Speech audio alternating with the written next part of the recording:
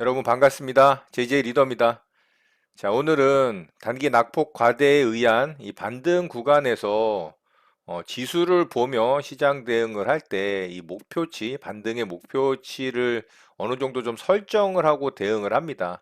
그런데 내가 정한 목표치까지 시장이 상승이 안 나오는 경우도 있고, 그보다 훨씬 더 오버슈팅이 나오면서 더 상승이 나오는 경우도 있죠.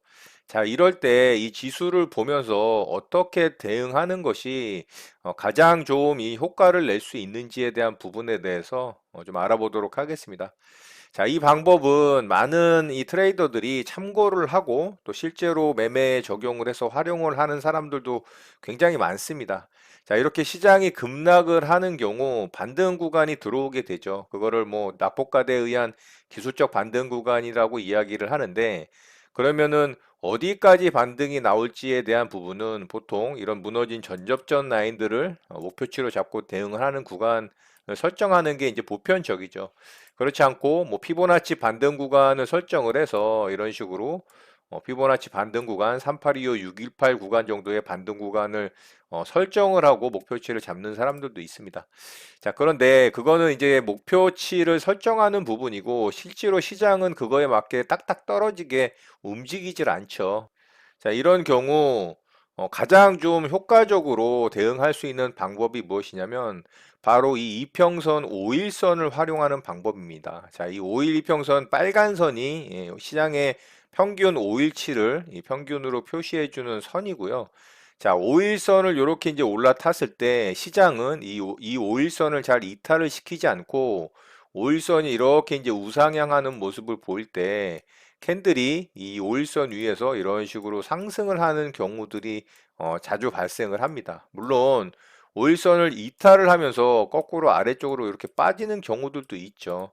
그렇지만 이렇게 낙폭이 과한 경우에 기술적 반등의 목표치를 설정을 할 때 시장이 5일선을 이렇게 올라탄 경우에 이 5일선을 이탈을 하지 않는 때까지 홀딩 전략을 펼침으로 인해서 아래쪽에서 잡은 이제 매수 물량 같은 경우는 수익을 극대화할 수 있는 방법이 되기도 하고요. 단기에 5일선을 안착을 한 이 캔들에서 진입을 했다면 5일선을 이탈을 할 때 빠르게 끊어냄으로 인해서 손실을 최소화할 수 있는 이제 대응 방법 중에 하나가 되는 겁니다. 자, 특히 이 코스피 같은 경우는 이 5일선을 기준으로 낙폭이 과했을 때 시장 반등의 홀딩 전략으로 사용할 수 있는 아주 좀 훌륭한 매매 전략이 되기도 합니다. 자, 제가 지수를 보는 방법에 대해서 예전에 이것까지 볼 줄 안다면 수익 납니다라는 타이틀로 영상을 여러분들과 이제 공유한 내용이 있어요. 자, 이 영상이고요. 자, 이 영상을 참고하시면 분봉상으로 지수를 파악을 하고 내가 어느 시점에 진입을 할 것이며 어느 시점에 물량을 축소할 수 있는지에 대한 부분이 좀 자세하게 설명이 되어 있기 때문에 이 영상을 좀 참고하시면 굉장히 또 도움이 될 거라고 봅니다. 자, 오늘은 단기 낙폭에 의한 반등 구간을 이제 설정을 하고 나름대로 시장에 진입을 했을 때 시장이 어떻게 움직이느냐에 따라 내가 대응을 하는 전략에서 이 5일선 이탈 전까지 홀딩하는 전략에 대한 부분을 말씀을 드리는 거고요. 자, 단예로 앞에 쪽에 이제 시장의 움직임을 좀 살펴본다면 이런 횡보 구간에서는 맞지 않습니다. 이런 횡보 구간에서는 거의 맞지 않고 오히려 이제 5일선을 이탈을 했다가 다시 안착을 했다가 하는 이런 속임수 패턴들이 많기 때문에 횡보 시장에서는 적용하는 게 맞지가 않고요. 이렇게 이제 단기 낙폭이 과했을 경우 5일선을 보고서 시장이 계속 5일선을 이탈을 하지 않고 상승을 해준다면 내가 매수한 종목도 홀딩 전략을 펼침으로 인해서 끝까지 좀 수익을 크게 낼 수 있는 방법으로 좀 사용할 수 있다라는 거죠.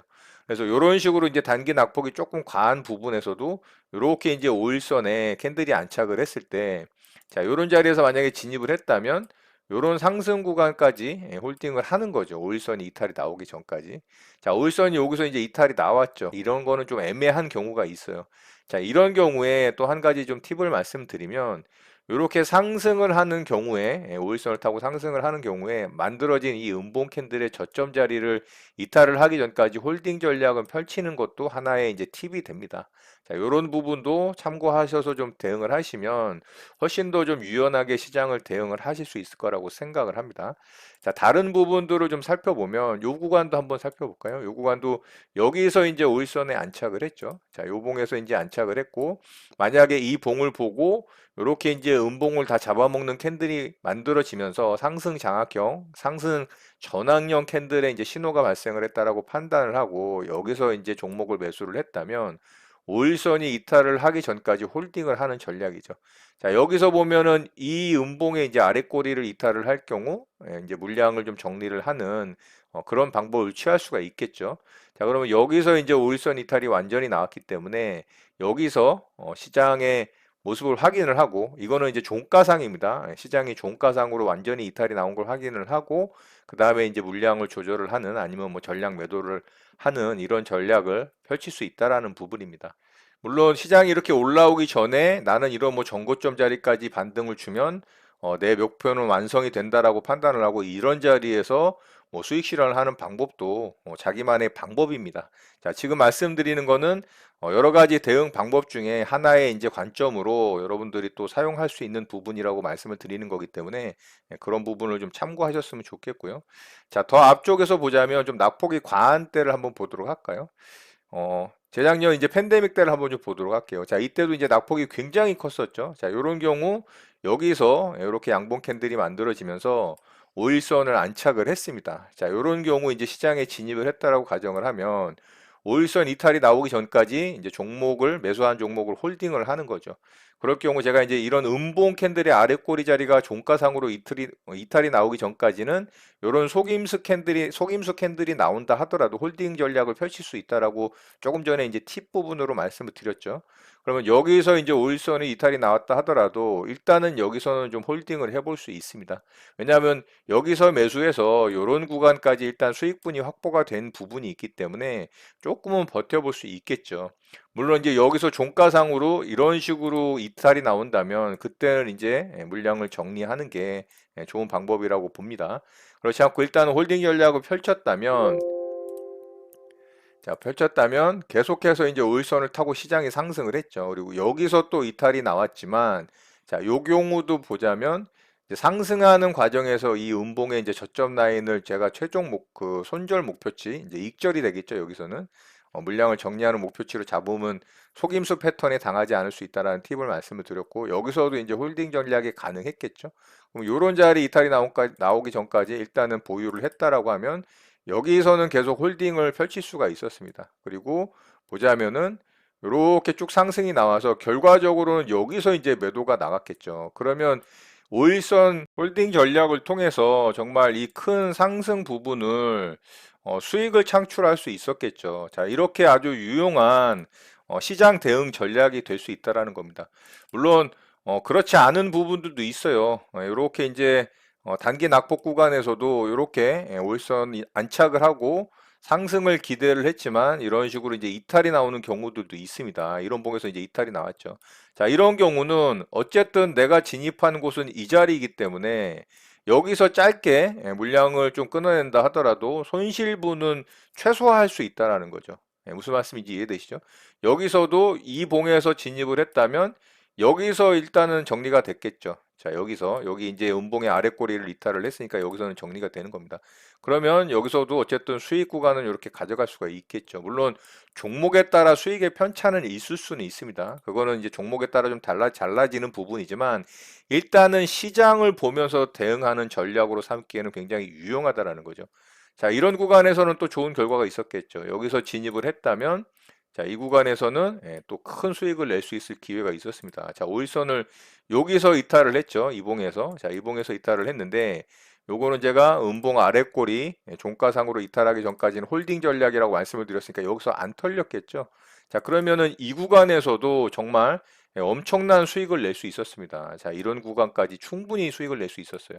자, 여기서도 안 털렸겠죠. 여기서 이탈이 나왔지만 여기 만들어진 음봉의 아랫꼬리 자리를 대응을 해야 되니까 자, 이런 게 이제 굉장히 소소하지만 중요한 팁이 되는 거예요. 여기서 이제 안 털리는 겁니다. 그러면은 진짜 끝까지 이런 자리까지 이제 발라먹을 수가 있는 겁니다. 자, 요렇게. 무슨 말씀인지 아시겠죠?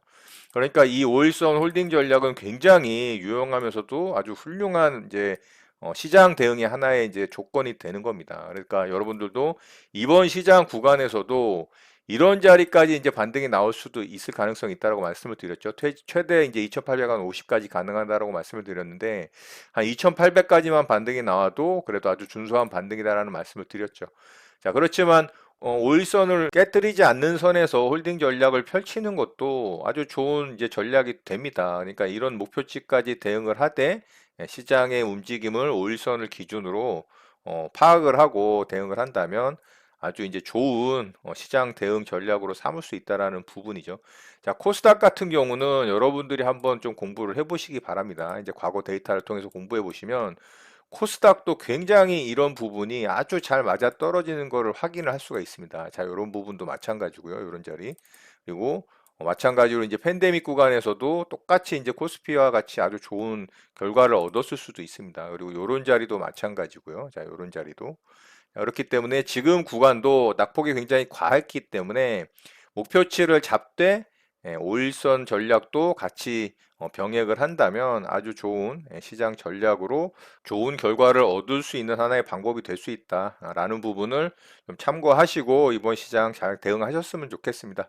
자, 이 부분에 대한 내용은 사실 종목상으로도 대응이 가능합니다. 이거는 뭐 제가 실제로 종목으로도 사용을 하고 있는 부분인데, 자, 퍼스텍이라는 종목 한번 볼까요? 이 퍼스텍이 이제 좋은 모습을 보여줬잖아요. 자, 분봉상으로 제가 이걸 적용을 합니다. 3분봉상으로 적용을 하고요.